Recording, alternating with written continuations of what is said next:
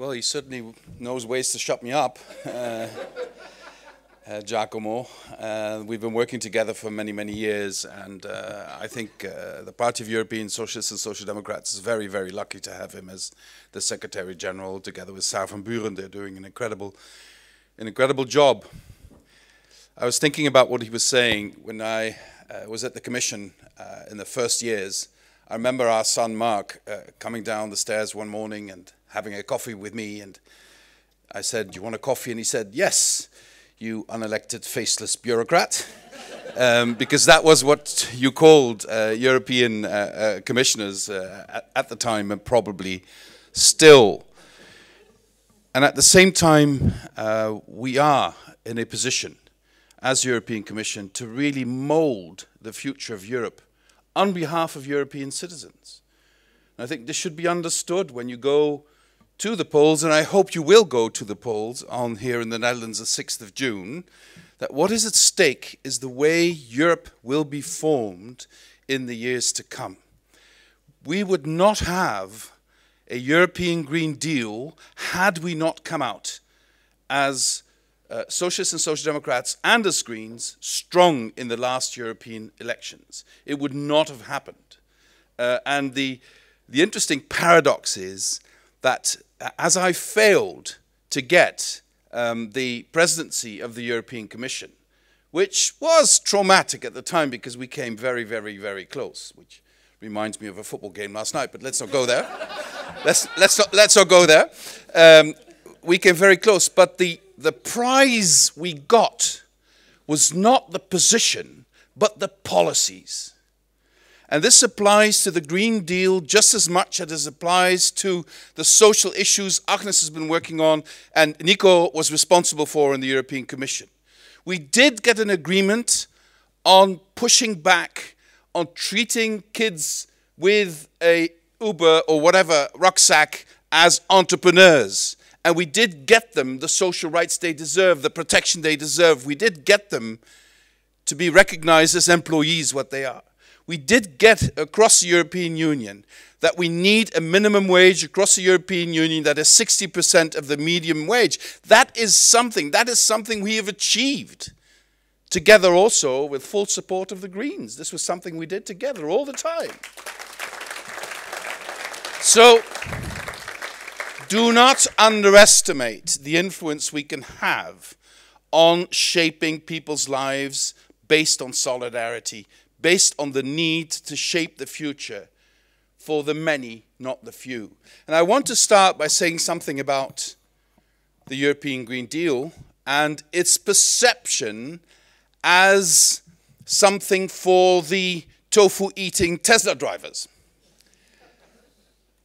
The whole point of the Green Deal as we have built it is to make sure that it has a transactional aspect along the same lines as in social policies, so that the people who cannot afford to be part of the transition to a sustainable society are supported by transactions to get to that position. And in the coming years, we will have to show this very, very concretely. And I would say, in echo to what Nico has said, housing is the prime example. If we can get social housing to be transformed also with public money into sustainable housing, we will not only reduce our collective carbon footprint, we will reduce people's energy bills substantially and thus give them more purchasing power, more money to spend on essential things. And this is essential in a country like the Netherlands.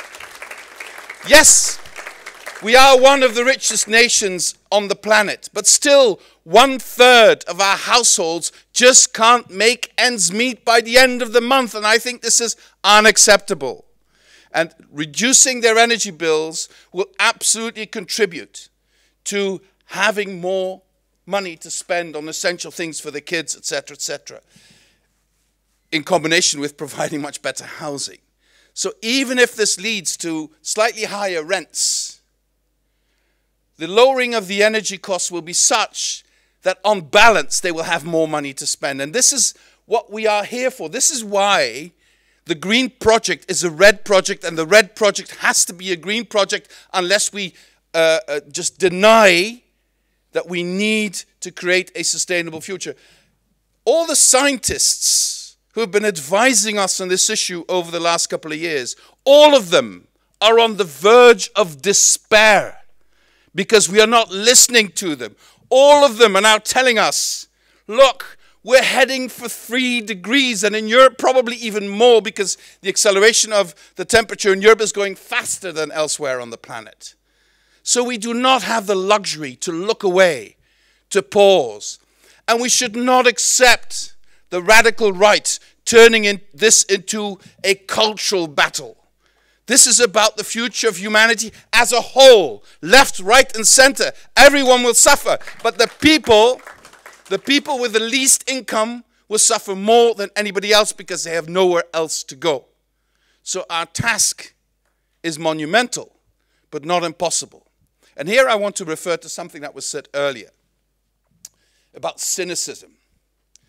What is cynicism in essence? And there's a lot of it going on in society. Cynicism, in my view, in essence, is despair solidified.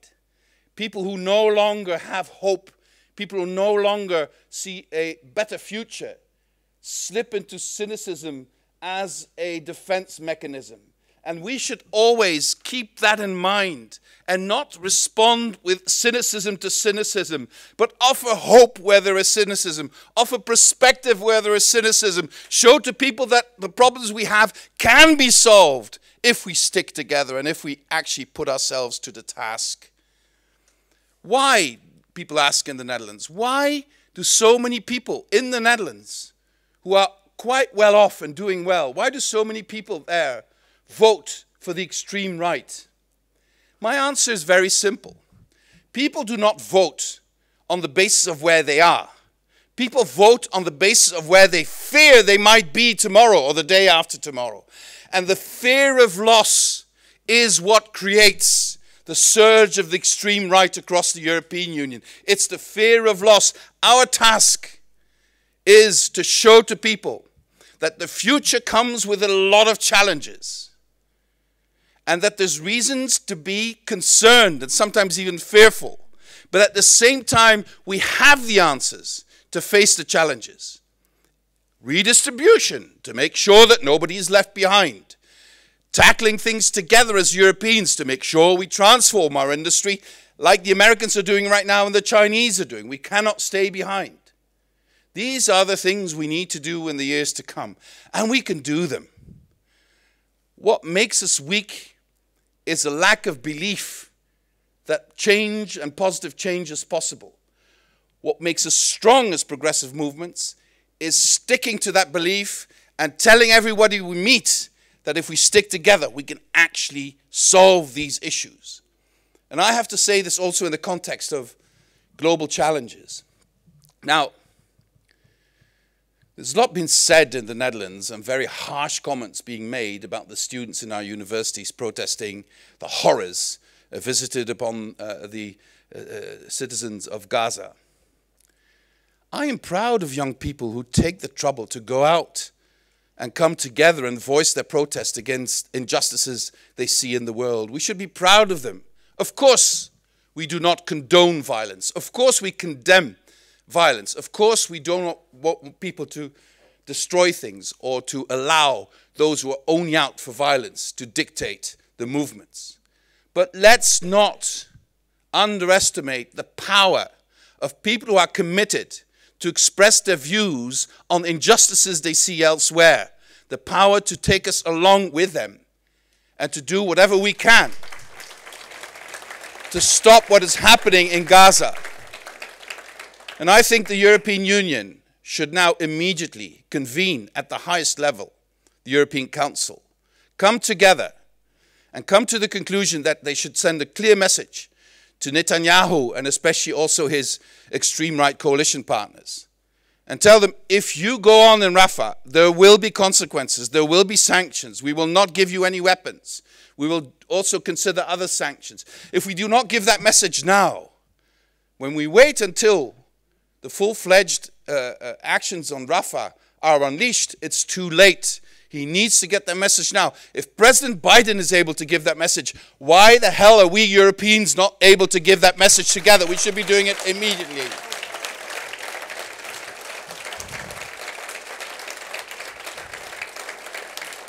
And I am frankly fed up that whenever somebody protests the actions of this radical right government in Israel, they are told that they are anti-Semites.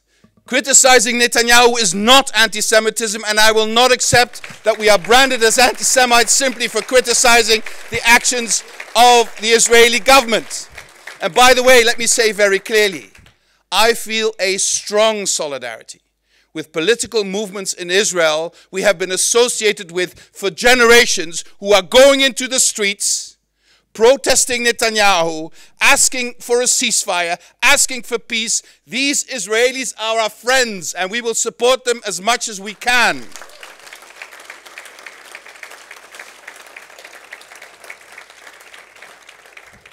And as Nico has said before, our solidarity with the people of Ukraine should have no limits, because we cannot afford to stay close to them. We should understand that what is at stake is not just the freedom of Ukraine, it's the freedom of the whole of the European continent, including the Netherlands, including all the members of the EU.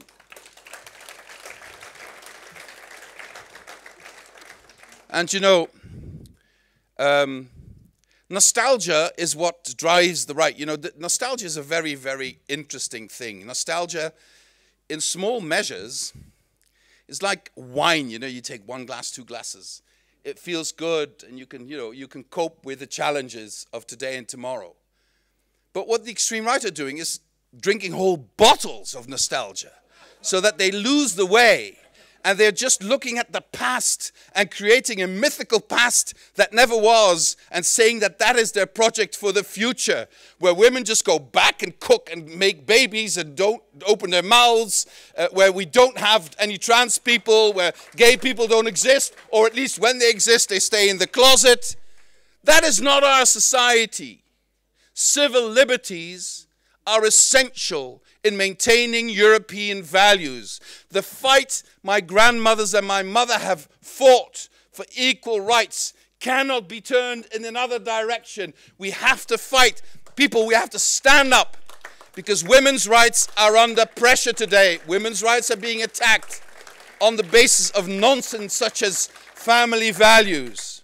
How are you going to explain to a child that has 2 loving mothers that if one of the mothers would perish, sadly, that the other person can no longer be considered a mother, because the Prime Minister of Italy is of the opinion that that mother should not be seen as a mother? It is unacceptable. It's cruel. And the cruelty of the extreme right is mind-boggling. Mind-boggling. I would wish every child in Europe and in the world to have warm, loving parents, to grow up in a protected family. And it doesn't matter one bit whether the parents are a man and a woman, 2 women or 2 men. It doesn't matter a bit, as long as they take care of their children, the children are protected, they will grow up to be wonderful citizens. And this is something we need to fight for, and we will not let the extreme right draw us into that direction. Now, for the European elections, what is at stake? In Europe, positive change can only come if center-left and center-right are committed to positive change and find common ground, because that's where the majorities are. But what is happening in Europe now is that the center-right, afraid of losing face or losing clarity, have decided to step by step align themselves or turn their attention to the extreme right, with this convoluted idea that by aligning themselves with the extreme right, they will incorporate them and neutralize them. Now, look at the experiences. The center right in Italy has disappeared. They're very, very small. And the two competing parties are extreme right parties. And I don't know which is more disgusting, Meloni's party or Salvini's party, but I find both of them very unappetizing. In Sweden, the extreme right is not in the government, but they are the puppet master directing everything the government does. And you see, in Sweden, academic freedom is under pressure. The freedom of the media is under pressure. And this is something that I would not have imagined possible in Sweden a couple of years ago. It is happening. It is happening. And the protest of the media in many, many countries, increasing number of countries, because their freedom is being limited, should be supported by us. Not because we believe that by supporting the media they will write more kindly or report more kindly about us. No, because we know that if the media are no longer independent, democracy is dead. Democracy does not die in a big explosion. It dies by 1,000 cuts. Whenever somebody says, I don't trust the outcome of the election, like what happens in the United States. Whenever somebody says, these media should not be subsidized because they're not saying the right things. Whenever somebody says the judges are not independent, they belong to a political party. All of this has happened in this country by the party that won the biggest result in the election. It is not an innocent wordplay. There is an ideology behind it. And if you want to see what the ultimate result is of that ideology, please go to Russia. There you see what happens if guided democracy, as he called it, Putin, goes into autocracy, and now he has created a totalitarian war state that is a direct threat to our security. We need to stop that. And don't forget, even those extreme right parties in Europe who today distance themselves from Putin, they follow his reasoning.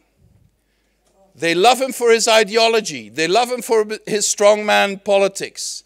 And if he, God forbid, wins the war in Ukraine, step by step they will come out, put it back on the table and say, well, you know, we need to come to an arrangement with him, etc., etc., etc.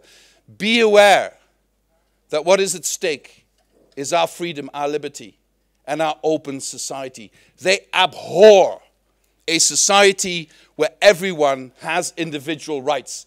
But I cannot live in a society where individuals are not allowed to be who they are. That is the core element of an open democratic society.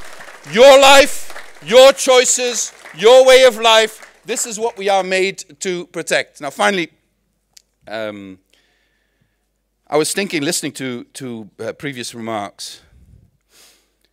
I was trained as a soldier to fight the Warsaw Pact.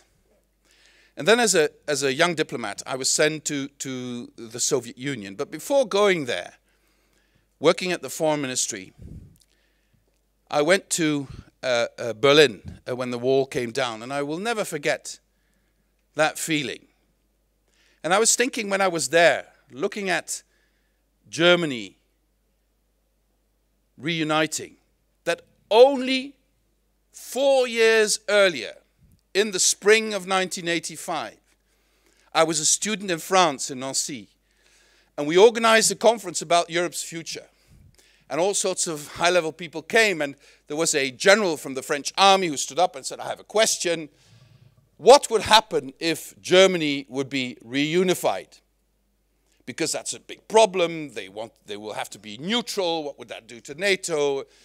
So what will happen if Germany would be reunified? All the Germans present stood up as one woman, one man, and said, nonsense, unthinkable.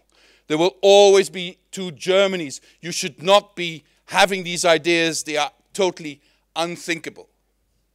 4 years before the wall came down.